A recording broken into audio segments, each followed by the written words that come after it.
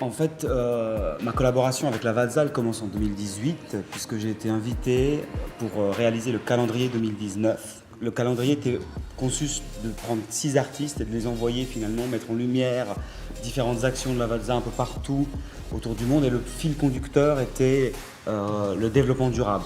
En français, sustainability, ça se traduit par durable, développement durable. Donc en fait, c'est l'idée de réfléchir les actions qu'on a en les réfléchissant sur le long terme et l'avenir.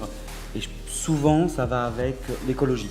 Qu'est-ce que l'art peut faire pour le développement durable ou la durabilité? La première chose, je dirais qu'il faut partir du postulat que l'art peut changer les choses et peut avoir un vrai impact dans la réalité. Le fait que l'art soit universel, qui parle au plus grand nombre, que ça soit très direct, je trouve que c'est déjà quelque chose d'incroyable. En plus, à mon avis, il a une vraie force sur le débat des idéaux.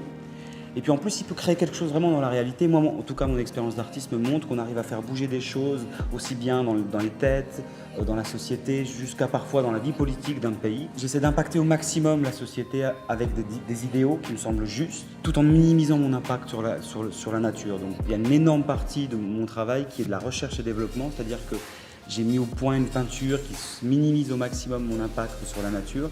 Impact people without impacting nature, c'est vrai que c'est la phrase un peu type que je dis souvent parce que c'est un objectif pour moi. On me pose souvent la question de comment je me repère justement sur les fresques. Donc en gros, j'ai une sorte de grille sur une photo que j'ai prise en préalable. Et cette grille, je vais la reporter sur le sol avec des piquets en bois tous les 4 mètres généralement. Ça me fait une grille imaginaire. Et puis ça me permet plus ou moins de me repérer dans l'espace. C'est pas si simple que ça parce que en fait, j'ai souvent des courbes de niveau que je dois rectifier à l'œil, parce que sinon c'est bête à dire, mais quand on prend de l'altitude, la courbe de niveau, quand on a des espèces de formes comme ça dans le terrain, ça fait plus des choses droites. Il faut savoir que je suis à un niveau de précision à peu près de 5 cm, même si c'est énorme. C'est vrai que du coup je dois souvent récupérer ces choses-là, mais plus ou moins l'idée de la grille, c'est ce qu'on doit retenir, ça s'appelle une mise à l'échelle. L'idée pour moi, c'est qu'en land art, on essaie de trouver une synergie entre l'endroit où on va s'installer, entre guillemets, ou faire son installation, et puis la fresque qu'on va le peindre, et on essaye de faire que ça soit un dialogue qui fasse véritablement sens. Ici, le projet s'appelle Beyond Walls.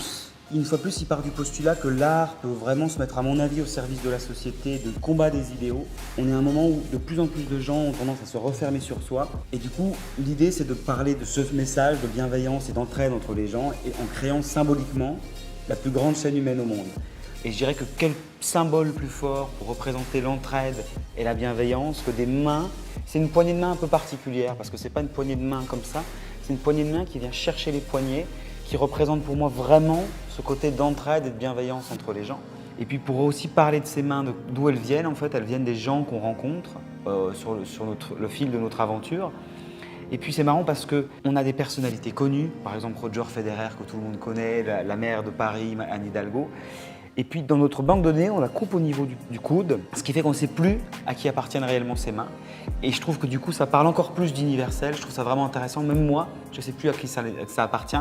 Par contre, je vois qu'il y a une histoire derrière, des tatouages, des cicatrices, etc.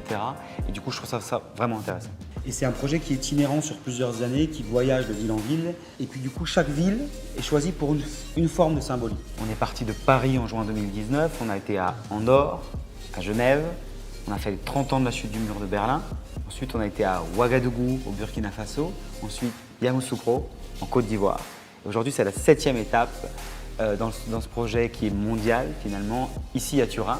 Et pourquoi Turin? Pour 2 raisons. La première, je dirais que c'est par le fait que j'avais une attache particulière avec la ville, puisque j'ai travaillé avec la Vazza en 2018 déjà.